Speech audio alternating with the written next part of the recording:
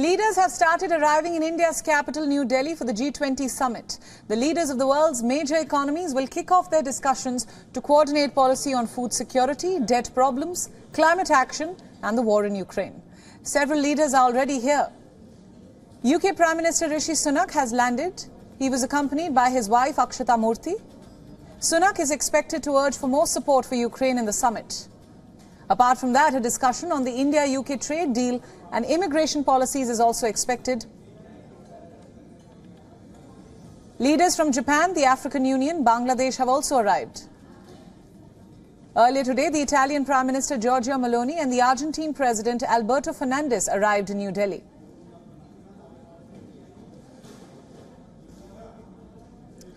Meanwhile, the United States Treasury Secretary Janet Yellen said that she will focus to build support to increase lending resources for the International Monetary Fund. This week also provides an opportunity to discuss debt relief.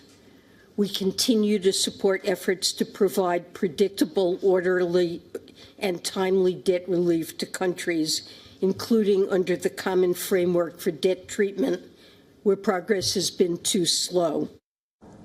The European Council President Charles Michel says that it is difficult to predict if the leaders can reach a consensus on a declaration.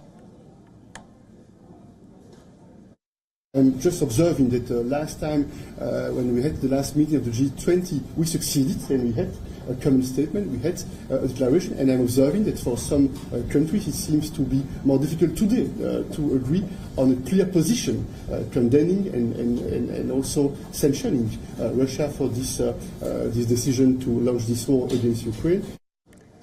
Meanwhile, India's G20 Sherpa Amitabh Kant said that the leaders' declaration will have the voice of the global south and developing countries, while adding that the summit has lived up to the expectations of India's Prime Minister Narendra Modi. Earlier, Prime Minister Modi said that India's presidency should be inclusive, decisive, ambitious and action-oriented. New Delhi leaders' declaration is almost ready. I would not like to dwell on it because this declaration will be recommended to the leaders, and the leaders will then accept it.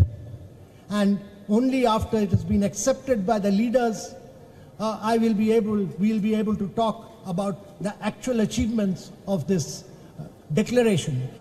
Apart from this, India's Prime Minister Narendra Modi is scheduled to hold a string of at least 15 bilaterals through the weekend, out of which at least 3 of them are expected to take place today itself.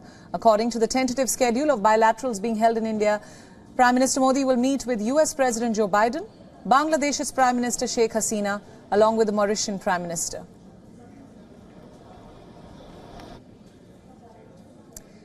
And for more on this, WION's principal diplomatic correspondent Siddhant Sibal has more details for us. He now joins us live on this broadcast.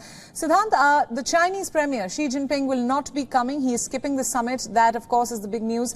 But China will be a big topic of discussion at the G20 summit. We know that the US and India wish to work together to counter China's aggressive actions in the region. Tell us more on that.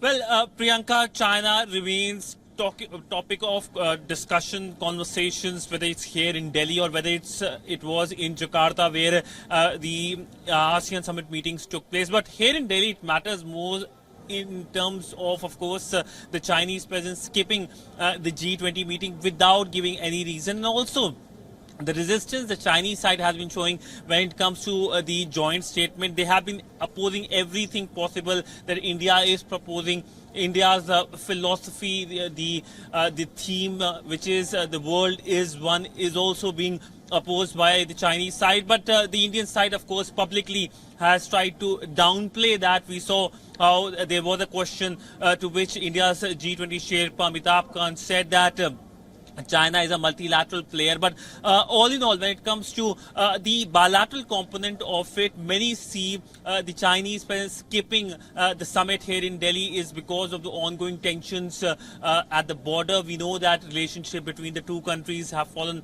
southward since the Galwan incident, in which India lost 20 of its soldiers, and since then relationship has remained strained. But nonetheless, will there be a joint statement or there won't be a joint statement is something that is keenly awaited, and in both ways China's role is seen important. Right, absolutely. Siddhant, help us also understand the theme of this year's G20 Summit set by the host India, of course, One Earth, One Family, One Future. Well, that's the larger philosophical statement of the Indian civilization, and we know that that is something that India is trying to give an imprint on global governance structure as well. But in terms of the deliverables, one thing that India is focusing on, bringing the voice of the global south at the high table.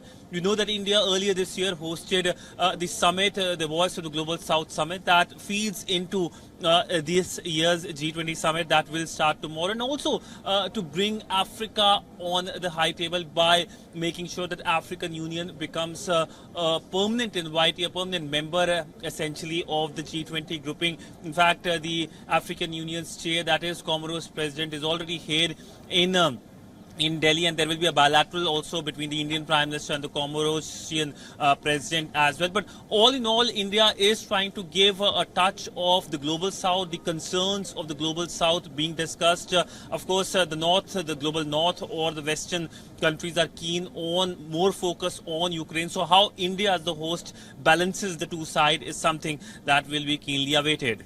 Right, Siddhant Sibal, thank you so much for joining us on the broadcast at this hour. WION World is now available in your country. Download the app now and get all the news updates on the move.